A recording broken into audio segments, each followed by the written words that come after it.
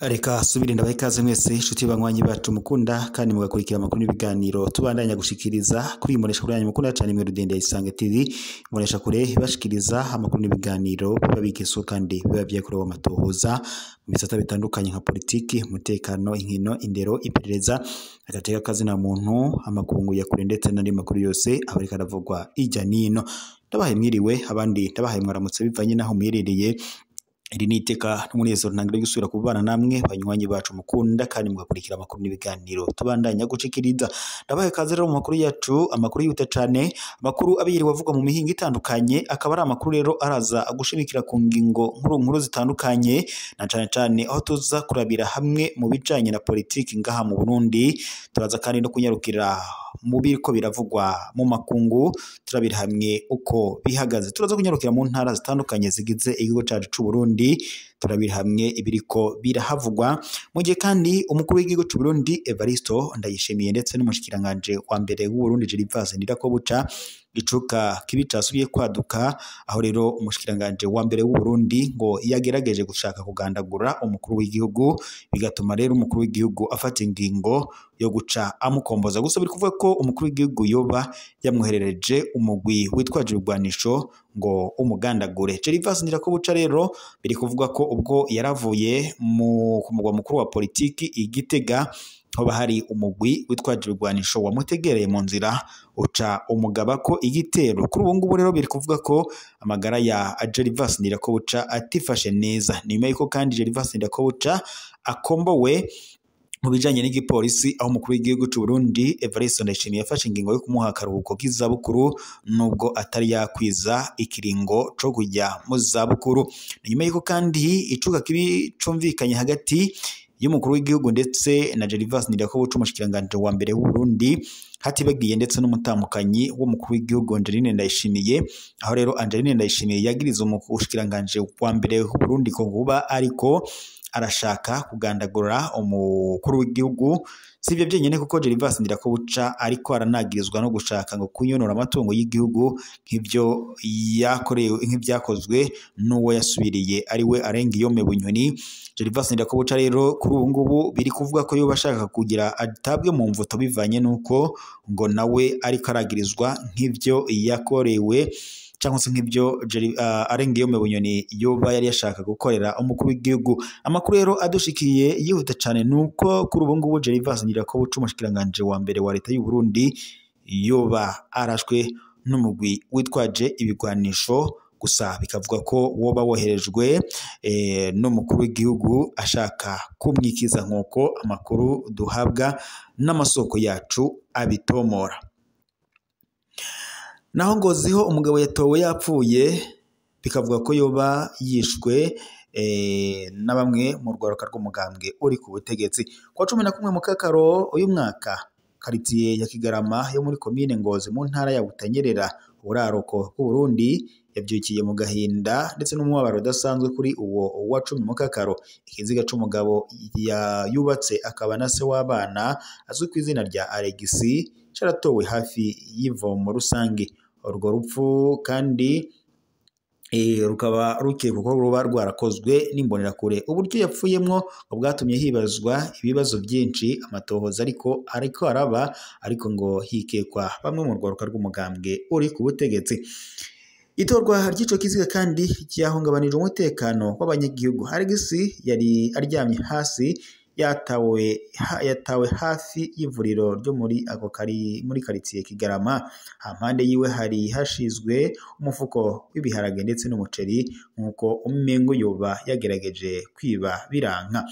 Umukuru w'iyo karitiye Magnifique Niragire yemeza ko ico kiziga cazanywe muri iryo joro n'abantu batamenyekanye. Kubwiwe ngo byose byerekana ko Alexis yoba yiciwe ahandi akazanwa muri ico gice mu ntumbero yo guhuvya amatohoza. Alexis ntiyari umusuma mu Kigarama, yadandaza umusenyi, yatunganya kandi umusenyi usigara kuwuva ku mazi yasambuye.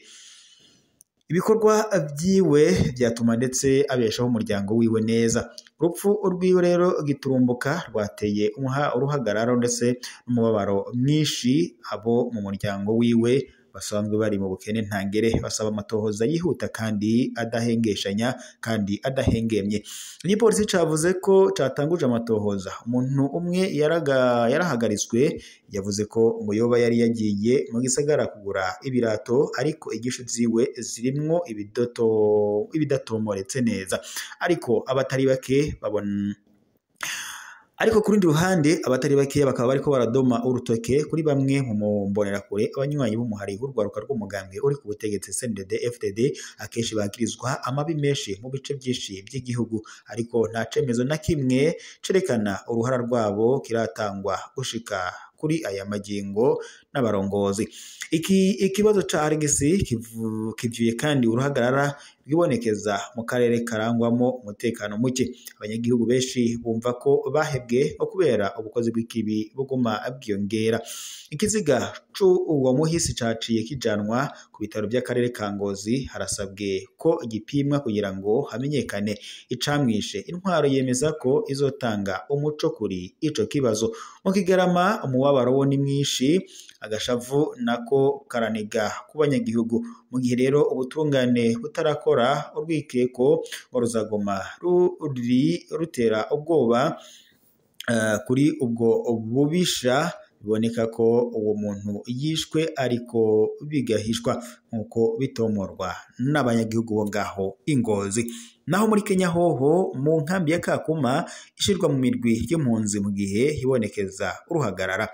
Kwa 11 mu Kakaro y'umwaka ishirahamwe mpuzamakungu ryitaho impunzi kw'isi HCR riheruka gutanguza ikorwa ry'intonde z'impunzi mu ikambi ya Kakuma mu buraruko bushira uburengero bwa Kenya. Intumbero kandi ku bw'ico gisata ca ONU ngo ni ukugabanya imfashanyo itangwa hisunzwe iyitangwa ubu ngubu. Impunzi zifatwa ko ngo zitishoboye, ubu nizo zizoza zibandanya zihabwa iyo fashanyo. Iyo ngingo kandi iriyamirizwa n'impunzi ubwazo, zivuga ko ari uburyo bwo kuzikumira mu gihe kandi zisanzwe ziri mu mutekano muke kandi uguma wiyongera. Impunzi zose zo muri iyo kambi ubu zashizwe mu migwi ishika 4. Imigwi 2 iya mbere gusa iboneka nk'iyikenye cyane nizo zizoguma zihabwa ifashanyo buri gihe, cyane cyane ibipfungurwa. Ibice birenga 70% by'impunzi, ni ukuvuga igice kinini c'abantu baba 200,000 baba Ikakuma, harimo abarundi barenga 25,000 basabwa kuzokwirwanako ubwabo. HCR na leta ya Kenya bavuga ko bagombye guhimiriza gukora imigambi mu gukaburira impunzi gukora imigambi mito mito itanga amahera.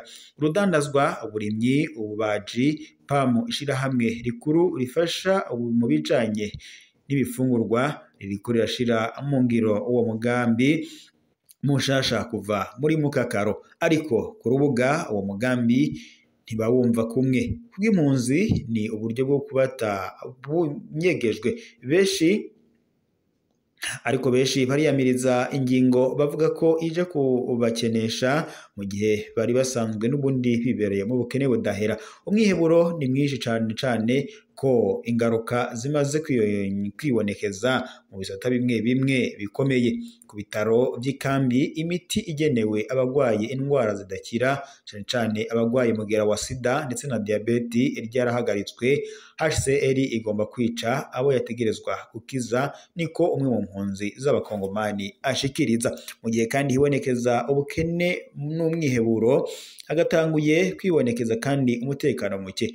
Ku wa kabiri uheze impunzi 2 z'abarundi, umurimyi ndetse n'umunyonga ipikipiki barakubiswe cyane baranakomeretswa n'abantu bataramenyekana bikekwa ko ari abanyasudani.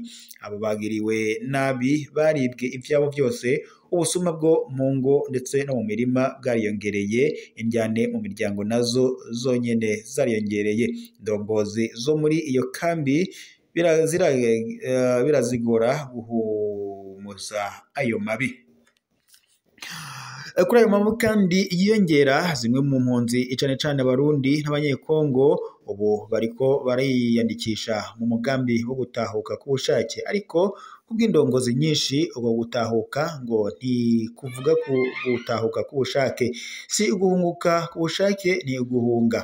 Bariko baratahuka kuko batagira ayandi mahitamo, niko bivugwa n'umwe mu baserukira abarundi. Ku rundi ruhande abajejwe umutekano w'abasivile bafashaga igipolisi mu gukora ibikorwa byo gukizura mw'ijoro barahagaritse ibikorwa byabo, bamaze amezi arenga 6 badahembwa. Kuba badagikora bituma rero umutekano urushiriza guhungabana, impunzi zikarushiriza kwiyumva ko zahebwe. Abaserukira abandi basaba HCR kwisubirako ku ngingo yayo yo gushira mu migwi impunzi babona ko ari iy'umukazo. Basaba kandi leta ya Kenya gutsimbataza umutekano mu ikambi no gushitsa ivyo yemereye abajejwe umutekano. Ikambi ya Kakuma ubuzima ubu ni indyankurye muri iyi minsi. Kazoza k'impunzi ubu ntikazwi cane ko imfashanyo yagabanutse, amabi akiyongera, icizere kikagabanuka. Kuri ubu abanyagihugu na cane izi mpunzi ishavu riraniga. Reka rero mbashimire mwese mwari kumwe natwe mu makuru twego turashikiriza muri aka kanya. Ayisa tubaye tuyasozereye ngaha, turaza gusubira amakuru ageze uko gusa nibuke gufyonda suivre partager ndetse na s'abonner kugira muze muraba bambere kubona amakuru y'ibiganiro tubandanya agushikiriza. Reka mbashimire rero mwese mwari kumwe natwe mu makuru yacu iyi saha. Aya kanya tuyasozereye ngaha, turaza gusubira mu makuru ageze uko gusa nibuke gufyonda suivre partager ndetse na s'abonner kugira ngo amakuru yacu aze arabashikira umwanya n'umwanya tuba tumaze kuyashira kuri munesha kuri amakuru cyane muri dende ya Isange TV.